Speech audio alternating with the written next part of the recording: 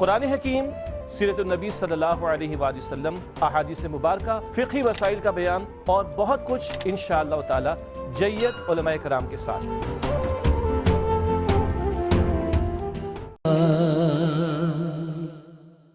اعوذ باللہ من الشیطان الرجیم، بسم اللہ الرحمن الرحیم۔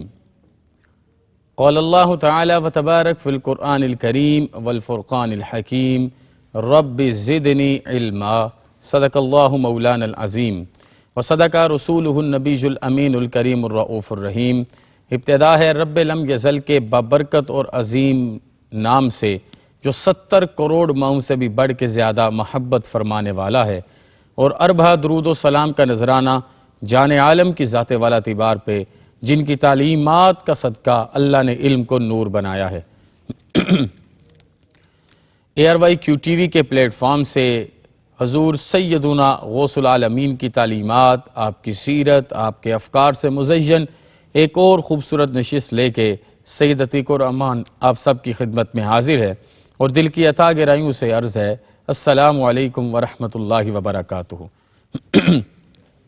ہم نے پچھلی مجالس میں حضور غوث العالمین کے شریعت مطہرہ اور نور ایمان کے حوالے سے جو اقوال تھے ان کو پڑھنے کا شرف حاصل کیا ہے، اور آج کی مجلس میں عرض کرنا چاہوں گا کہ میرے غوث العالمین کے ہاں وہ شخص جس نے اپنے زمانے کی رہنمائی روحانی اعتبار سے کرنی ہے، اس کا علمی اعتبار سے مضبوط ہونا کتنا لازمی ہے۔ یہ ممکن ہی نہیں ہے کہ وہ اپنے لیے مسائل ڈھونڈ نہ سکتا ہو اور مسائل کے حل تلاش نہ کر سکتا ہو، اس نے باقاعدہ قرآن پاک کو تفسیر سے پڑھا ہوا نہ ہو، اس نے سید عالم صلی اللہ علیہ وسلم کی احادیث پر اسماء الرجال کے ساتھ ساتھ استدلال کی قوت حاصل نہ کی ہو، اس کے الفاظ پر تاثیر اور بامعنی نہ ہوں، اور اس کو تمام تر اپنے زمانے کے علوم پر دسترس سے کامل نہ ہو، اور پھر بھی وہ اپنے زمانے کی رہنمائی کے لیے آ جائے۔ اور یہی وجہ ہے کہ آج جب ہم نے اس ایک چیز کو چھوڑ کے صرف چند عملوں پر اپنے لیے رہنما ڈھونڈنے شروع کر دیے، عاملین بنانے شروع کر دیے، تو ہمارے لیے قدر اور عزت کی وہ منزلیں باقی نہیں رہیں۔ میں عرض کروں گا حضور غوث العالمین کے زمانے کے ایک مشہور شیخ حضرت عمر بن مسعود فرماتے ہیں کہ میری آنکھوں نے اپنے وقت میں علوم میں صحیح معنوں میں مقفع، مسجع اور مضبوط ہونے کے اعتبار سے الشیخ عبد القادر جیلانی رحمت اللہ علیہ سے بڑھ کے کوئی عالم نہیں دیکھا۔ آپ اور یہ آگے وہ تشریح کرتے ہوئے عرض کرتے ہیں کہ آپ مشکل سے مشکل مسائل کو انتہائی عام فہم اور سادہ انداز میں بیان فرما دیتے، اور جس طرح علماء کو سمجھ آتی۔ یہ سب سے بڑی بات ہے کہ صرف علم کا دھونس تو نہیں نہ ڈالنا، سب کو سمجھانا ہے۔ مقصود تو یہی ہے نا کہ آپ نے ریفارمیشنز کرنی ہے، تو کہا جس طریقے سے علماء کو سمجھ آتی اسی طریقے سے عوام کو بھی سمجھ آتی تھی، اور آپ کی زبان میں اتنا اثر ہوتا تھا کہ لوگ آپ کی مجالس میں اٹھنے سے پہلے آپ کے علوم کی مہارت کو سننے کے بعد، آپ کے تقوی اور پاکیزگی سے فیض پانے کے بعد آپ کی مجالس سے اٹھنے سے پہلے شراب سے توبہ کر چکے ہوتے، بے نمازی نماز کے عادی بن چکے ہوتے، بے ادب با ادب با مراد با نصیب ہو چکے ہوتے، وہ جن کا اللہ رسول سے تعلق ٹوٹ چکا تھا وہ دوبارہ اپنا تعلق جوڑ چکے ہوتے۔ حضرت امام سمعانی کا قول ہے حضور غوث العالمین کے بارے میں کہ کان عبد القادر من اہل الجیلان امام الحنابلہ و شیخہم فی عصرہ۔ یہ کتنی بڑی بات ہے جو میں آپ کی خدمت میں عرض کر رہا ہوں کہ صرف آپ کا روحانیت اور ولایت کے اعتبار سے اتنا اعلیٰ مقام نہیں ہے، اور ہم صرف آپ کی کرامات، جو کرامات کچھ لوگ تسلیم کرتے ہیں اور بعض لوگوں کے اندر تشکیک بھی پیدا ہوتی ہے، ہم ان کی طرف لے کے جاتے ہیں۔ آپ کی یہ کرامت کیوں نہیں دکھائی جاتی؟ آپ کی یہ استقامت کیوں نہیں دکھائی جاتی؟ آپ کا یہ مقام، مرتبہ، آپ کی یہ منزلت، آپ کی یہ قدر، آپ پر اللہ کا یہ کرم اور آپ پر علوم کے بحر کا اس طرح سہل ہو جانا، اور اس کا آپ کے کوزہ میں آ کے ہمیشہ کے لیے آپ کی گرفت کی محبت میں آ جانا، یہ کیوں نہیں دکھایا جاتا؟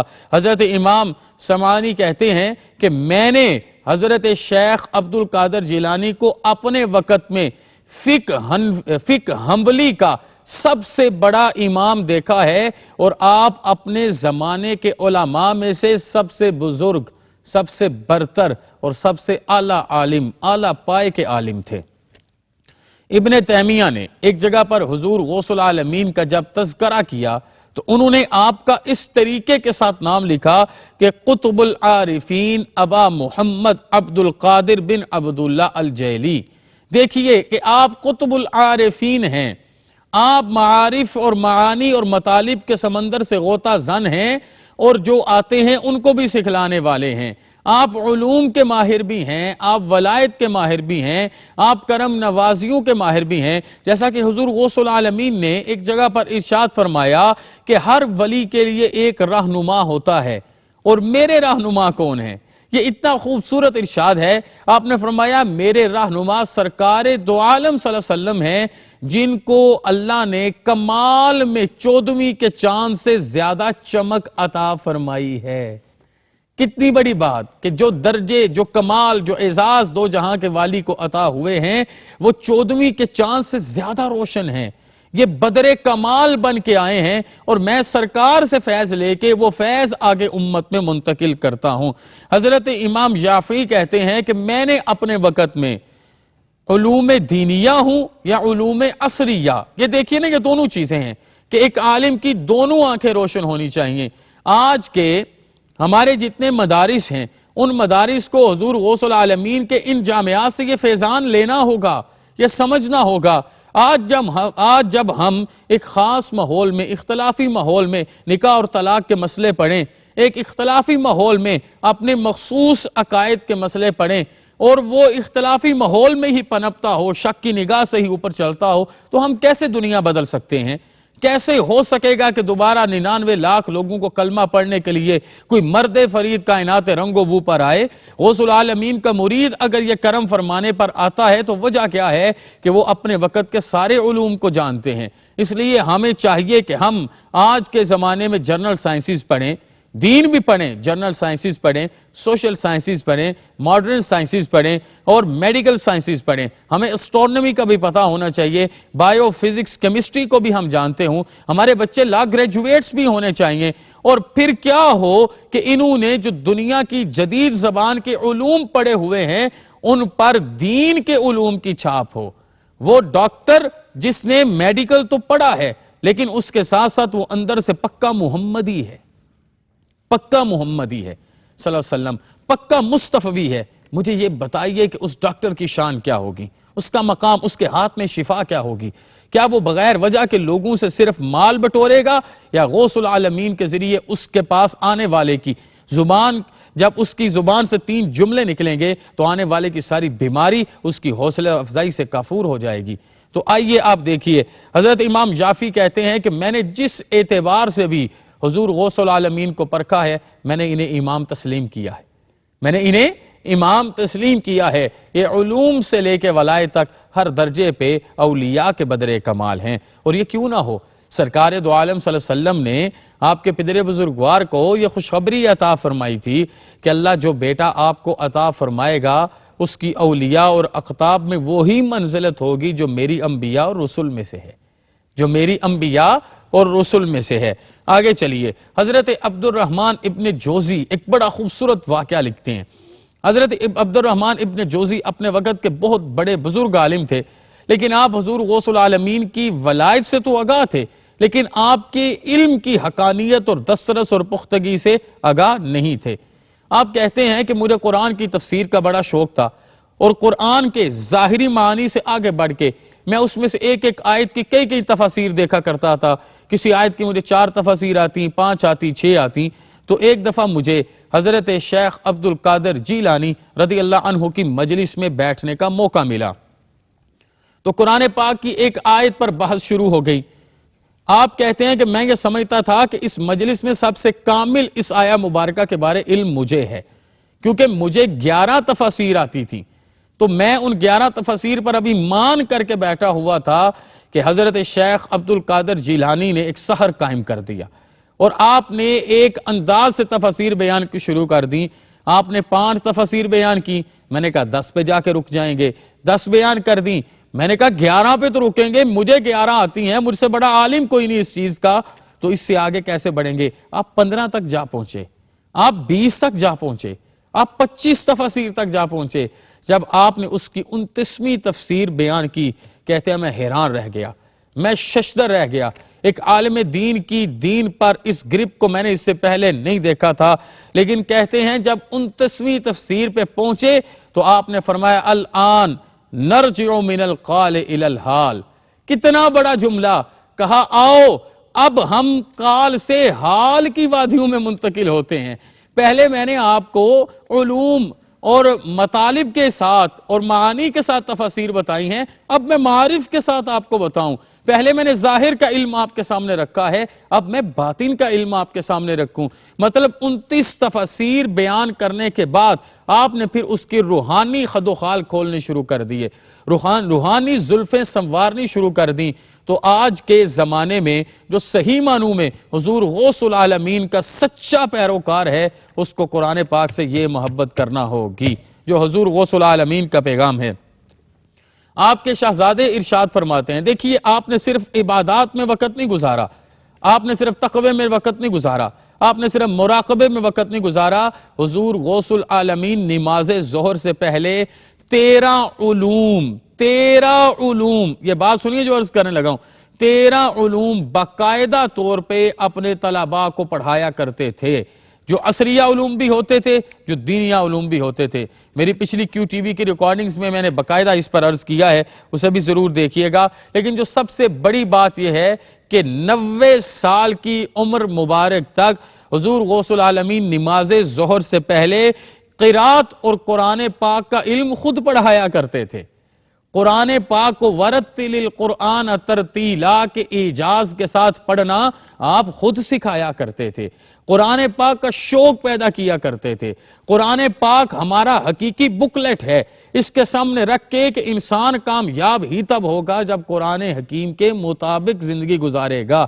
اگر زندگی قرآن حکیم کے مطابقت میں نہیں ہوگی تو تباہی ہے، بربادی ہے، شرمندگی ہے، محتاجی ہے، قسمہ پرسی ہے. اگر قرآن پاک کی مطابقت میں ہوگی تو اطمینان قلب ہوگا، طمانینت حقیقیہ نصیب ہو جائے گی.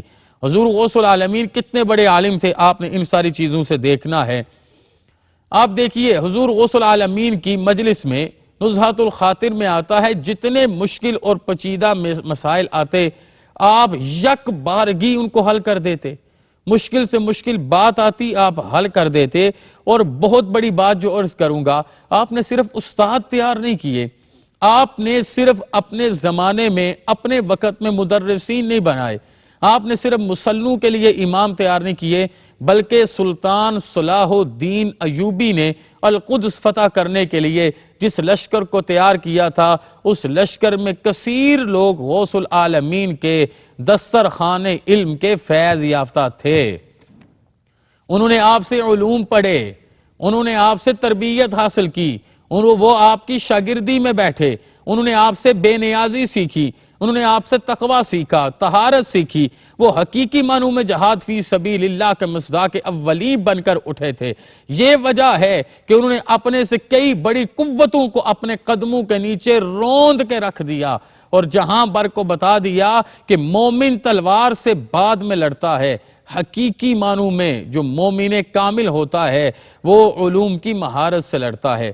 ہمارے استاد محترم ضیاء الامت پیر کرم شاہ رحمۃ اللہ علیہ ہمیں ارشاد فرمایا کرتے تھے، بیٹا یہ 21ویں صدی ایسی صدی ہوگی جس میں جنگیں بارڈرز پر نہیں لڑی جائیں گی، جس میں جنگیں صرف اور صرف گولی بارود اور تلوار اور تیر اور اس طرح کے معاملات سے نہیں لڑی جائیں گی، بلکہ اب کی جنگیں کلاس رومز میں لڑی جائیں گی. اب کی جنگیں انٹلیکچوئلز کو پیدا کرنے کے ساتھ لڑی جائیں گی، ٹیکنالوجیز کے ساتھ لڑی جائیں گی. جس ملک کے کلاس روم کا ماحول حضور غوث العالمین کے بتائے ہوئے طریق کے مطابق ہوگا، حضور غوث العالمین کے سکھائے ہوئے آداب کے مطابق ہوگا، حضور غوث العالمین کی سیرت کے اور تعلیمات کے مطابق ہوگا. الشیخ عبد القادر جیلانی جو اپنے وقت کے سب سے بڑے عالم دین تھے اور آج میں بھی سب سے بڑے عالم دین ہیں، جنہوں نے فقہ سے لے کر دین کے اسماء اور رجال کے علم تک ہر ایک پر کامل بحث کی ہے، اور کشش ثقل سے لے کے اپنے وقت کی تمام طبی مہارتوں تک ہر ایک پر مکمل انداز میں بولے ہیں، اور میتھ سے لے کے صحیح معنوں میں قرآن پاک کی قراءت سکھانے کا حق ادا کیا ہے۔ آپ صرف پڑھاتے نہیں تھے، آپ حق ادا کرتے تھے۔ تو آج جو ادارہ ان سارے اسالیب کے مطابق اپنی زندگی گزارے گا وہ بارڈرز پر فتح یاب ہوگا، وہ ملک جیتے گا، وہ وطن جیتے گا، وہ دیس جیتے گا۔